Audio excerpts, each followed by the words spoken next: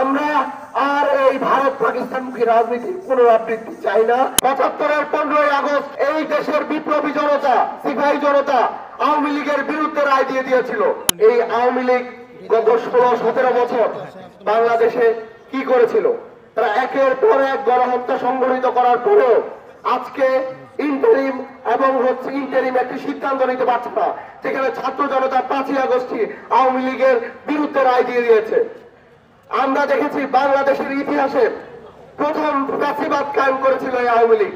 সেই আওয়ামী লীগকে বারবার বাংলাদেশের রাজনীতিতে ফিরিয়ে এনে বারবার ফ্যাসিবাদ কায়েমের সুযোগ করে দেওয়া হয়েছে। আমরা দেখেছি ৭৫-এর 15ই আগস্ট এই দেশের বিপ্লবী জনতা, সিপাহী জনতা আওয়ামী লীগের বিরুদ্ধে রায় দিয়ে দিয়েছিল।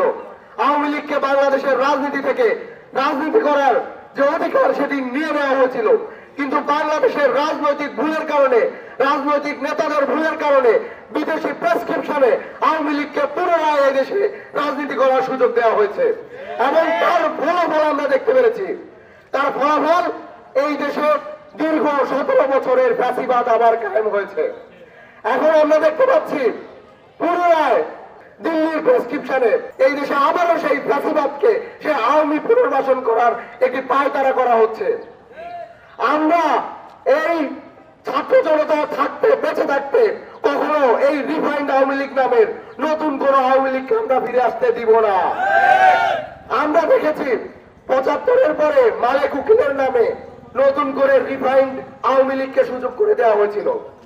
সেই রিফাইন্ড আওয়ামী লীগকে আবার গত 17 বছরের আওয়ামী লীগে পরিণত হতে 30 থেকে 40 বছর সময় নিয়েছিল। এই রিফাইন্ড আওয়ামী লীগ তাদেরকে যদি আপনি সুযোগ দেন, তারা এই 30 থেকে 40 বছর পরে আবার ফ্যাসিবাদ কায়েম করবে না, তার নিশ্চয়তা কে দিবে? এই ইন্টারিম কিংবা হচ্ছে বর্তমানে যাদের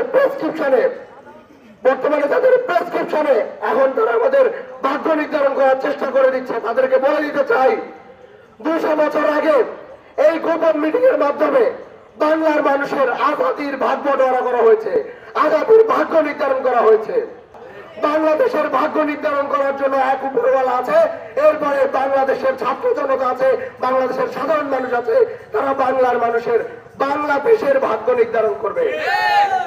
আমরা দেখছি বাংলাদেশের যে মেইন স্ট্রিম রাজনৈতিক দলগুলো, তাদের নীরবতা, আওয়ামী লীগ ইস্যুতে তারা একবার এক এক ধরনের বক্তব্য দিয়ে যাচ্ছে।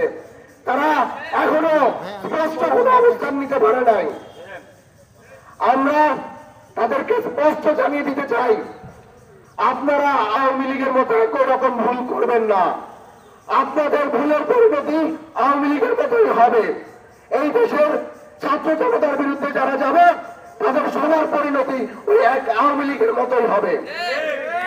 প্রিয় সংগ্রামী জনতা, আমাদের 5ই আগস্টের পরে আমাদের যে -2 ফর্মুলা, সেই -2 ফর্মুলা হচ্ছে সাউথ এশিয়ান -2।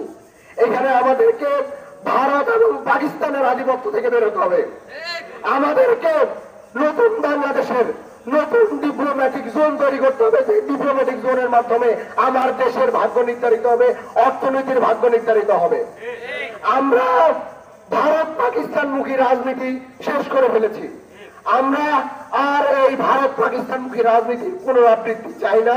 ভারতের প্রেসক্রিপশনে নতুন করে বাংলাদেশের রাজনীতি কি হবে, বাংলাদেশের ভাগ্য কি হবে, সেটি আমরা কখনোই মেনে নিব না।